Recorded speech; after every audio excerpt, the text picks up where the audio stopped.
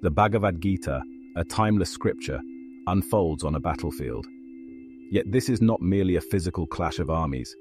It is an allegory for the eternal battle within each of us. We are all warriors in a spiritual struggle. Our opponents are the material and spiritual forces that vie for control of our lives. This inner battle is the heart of the Bhagavad Gita. It is a universal experience, relevant to every soul across time and cultures. The Gita, through its vivid imagery, provides a roadmap to navigate this inner terrain. It illuminates the path towards self-realization and lasting peace.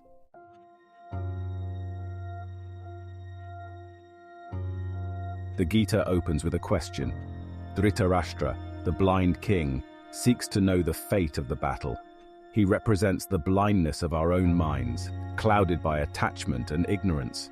We, like him, often grope in the darkness, unaware of the forces at play within us. Sanjaya, the seer, responds to the king's query. He symbolizes the power of impartial introspection, the ability to see clearly without judgment. Sanjaya represents the inner voice of wisdom that guides us towards truth. Dhritarashtra's blindness and Sanjaya's vision represent the two poles of our being. We are capable of both darkness and light, ignorance and wisdom. The Gita encourages us to cultivate our inner Sanjaya. It urges us to develop the clarity to observe our thoughts and emotions without getting swept away.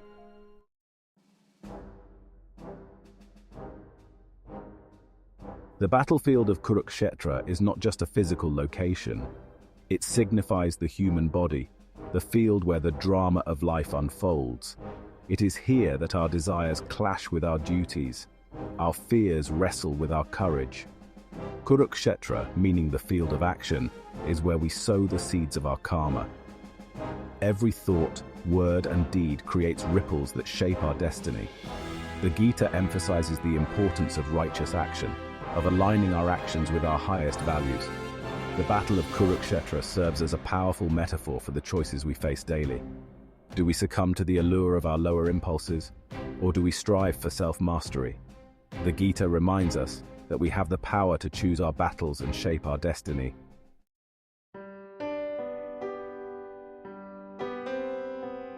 The Bhagavad Gita begins with a profound question.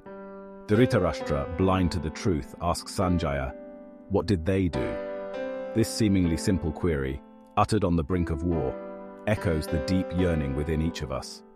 It is the soul's inquiry, seeking to understand the forces that shape our lives. Dhritarashtra's question transcends the immediate battle. It reflects humanity's eternal quest for self-knowledge. We are all engaged in an inner struggle, a battle between our higher and lower natures. The Gita, through this opening verse, invites us to turn our gaze inward and examine this battlefield. The battlefield of life is often chaotic and confusing. We are bombarded by sensory experiences, desires, and attachments. It is easy to lose sight of our true nature amidst this turmoil. Dhritarashtra's question reminds us to pause, to step back from the fray, and seek clarity.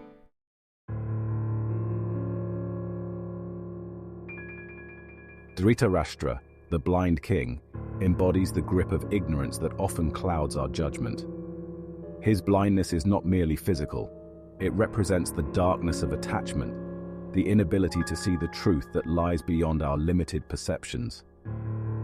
Dhritarashtra's attachment to his sons, the Kauravas, blinds him to their wickedness. He clings to the illusion of their righteousness, even as they wage a war against their own kin. This blindness to truth is a common human experience. We often deceive ourselves, justifying our actions and clinging to beliefs that no longer serve us. The Gita, through Dhritarashtra's character, cautions us against the perils of attachment. It reminds us that true vision comes from detachment, from the ability to see clearly without the distortion of our desires. Only when we free ourselves from the shackles of our ego can we perceive the world with clarity.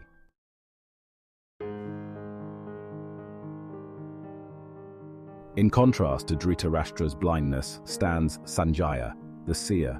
He possesses the divine gift of clear vision, the ability to perceive the battlefield with detachment and wisdom.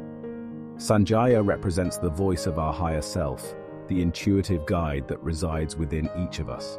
Sanjaya's vision is not limited by time or space. He sees the totality of the battlefield, both the physical clash of armies and the subtler interplay of karma and free will. This panoramic perspective symbolizes the wisdom that arises from connecting with our true nature. The Gita encourages us to cultivate our inner Sanjaya. It teaches us to access the wisdom that lies dormant within us. By quieting our minds, by practicing mindfulness and introspection, we can begin to hear this inner voice.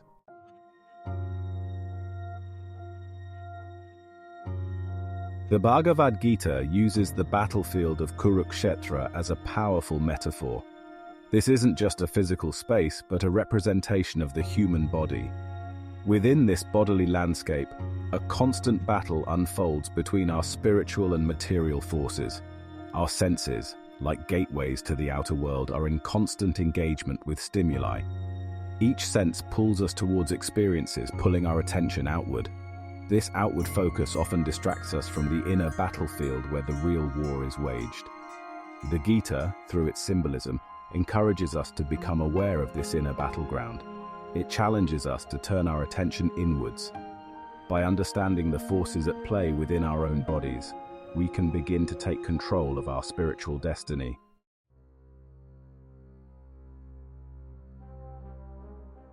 The Gita speaks of three gunas, sattva, rajas, and tamas.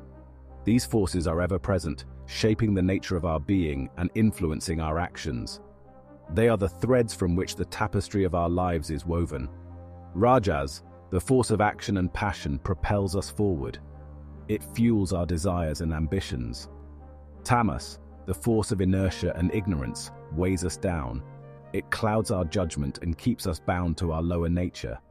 The outer surface of our being, where our senses dominate, is often ruled by rajas and tamas. We become caught in a cycle of endless desires and distractions. The Gita urges us to recognize the influence of these forces. It reminds us that true freedom lies in transcending their pull.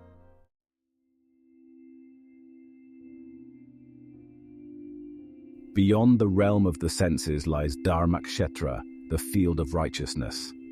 This sacred space is within us, located within the subtle energy centers of the spine and brain.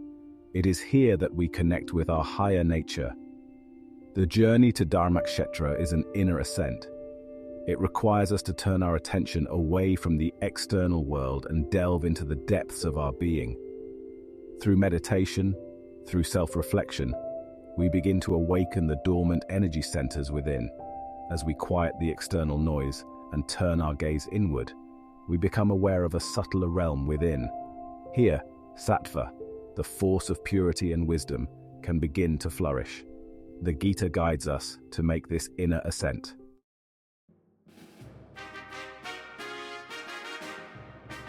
The Bhagavad Gita, in its allegorical brilliance, presents us with two sets of characters, the Pandavas and the Kauravas. They are not merely historical figures, but archetypes of the forces that contend within each of us.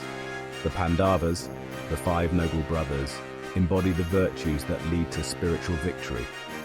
Each Pandava brother represents a specific quality essential for self-mastery. Yudhishthira embodies righteousness and integrity, the unwavering commitment to truth. Arjuna, the warrior, symbolizes courage and focus, the ability to face our inner demons with resolve. Bhima represents strength and perseverance, the unwavering effort required to overcome obstacles on the spiritual path. The Pandavas, though challenged, never waver from their commitment to Dharma, to righteous action. They remind us that the path to self-realization is not always easy. It demands that we cultivate and nurture the virtues that reside within us.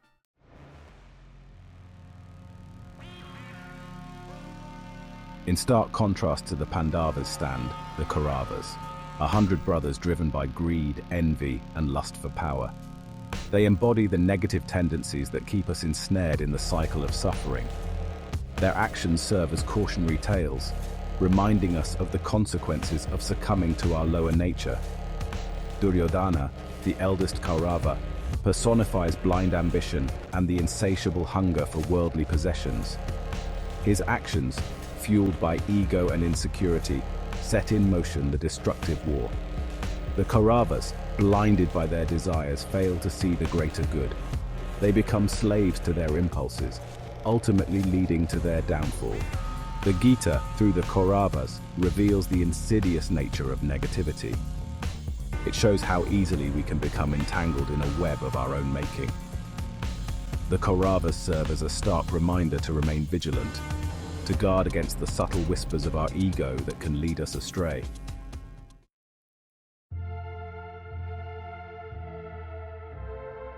The Bhagavad Gita is not merely a tale of two families at war. It is a parable about the choices we make each day. The battle of Kurukshetra is the battle within each of us, the constant struggle between our Pandava and Kaurava natures. Every thought, every action is an opportunity to choose our allies. Do we side with the forces of virtue, represented by the Pandavas, or do we succumb to the allure of our lower impulses, embodied by the Kauravas? The Gita reminds us that we are not passive bystanders in this inner conflict. The path to self-realization requires conscious effort. We must actively choose to cultivate the qualities of the Pandavas within us. This means nurturing our inner strength, embracing righteousness, and acting with courage and compassion.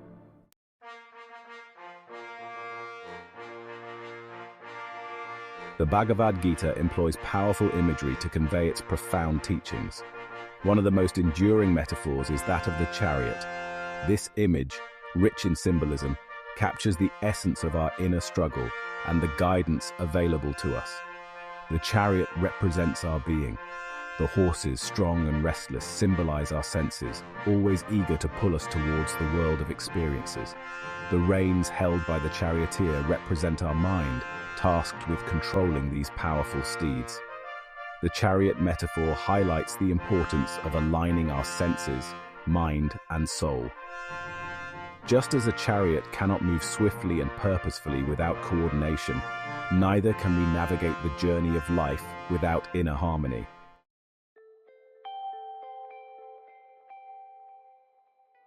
In the Battle of Kurukshetra, Krishna, the embodiment of divine consciousness, takes on the role of Arjuna's charioteer.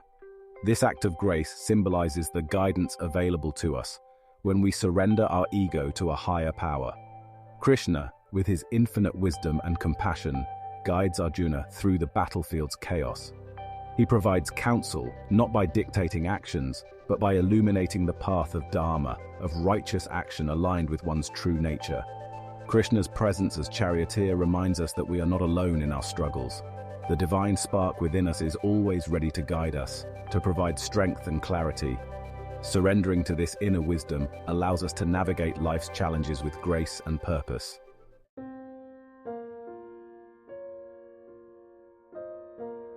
The chariot metaphor offers practical guidance for our spiritual journey. It reminds us that the path to self-realization requires conscious effort, just as a charioteer must skillfully control the horses to reach the destination.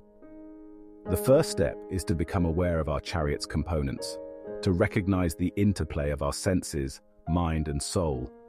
By understanding the forces at play within us, we can begin to take control of the reins. The next step is to invite Krishna, the inner charioteer, to guide us. This means cultivating a connection with our higher self through meditation, prayer, or any practice that allows us to access inner wisdom.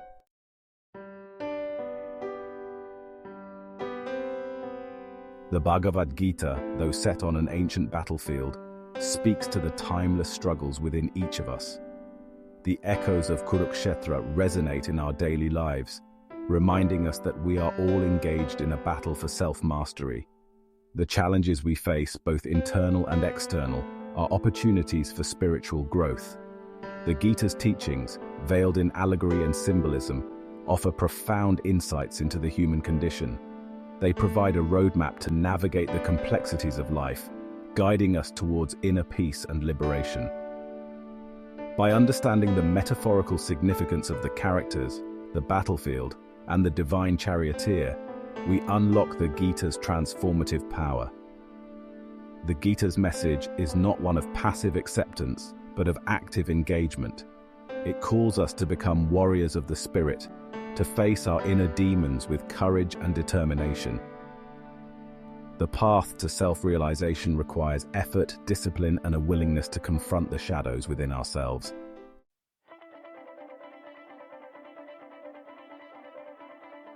The Bhagavad Gita's timeless wisdom empowers us to awaken the inner warrior within. It reminds us that we possess the strength and resilience to overcome life's challenges. We are not victims of circumstance, but co-creators of our destiny. The Gita's teachings are not meant to be merely studied, but embodied. They call us to action, to translate its wisdom into our daily lives. This means making conscious choices that align with our highest values, cultivating virtues like courage, compassion, and integrity. Each moment presents an opportunity to choose our allies in this inner battle. Do we side with the forces of negativity, represented by the Kauravas, or do we align ourselves with the virtues embodied by the Pandavas? The Gita encourages us to choose wisely, for our choices determine our destiny.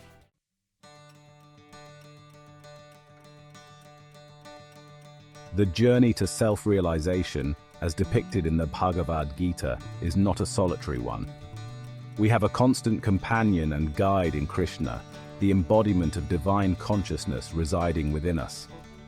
By surrendering our ego to this higher power, we access an inexhaustible source of wisdom and strength. The path to victory lies in aligning our will with the divine will. This requires us to quiet the chatter of our minds, to turn inward and listen to the whispers of our soul. Through meditation, prayer, and selfless service, we cultivate this inner connection, allowing the light of our true nature to shine through. The Bhagavad Gita's message is one of hope and empowerment. It reminds us that we are not bound by our limitations, but capable of transcending them. By embracing the Gita's teachings and applying its wisdom in our lives, we embark on a journey towards lasting peace, fulfillment, and the realization of our true divine potential.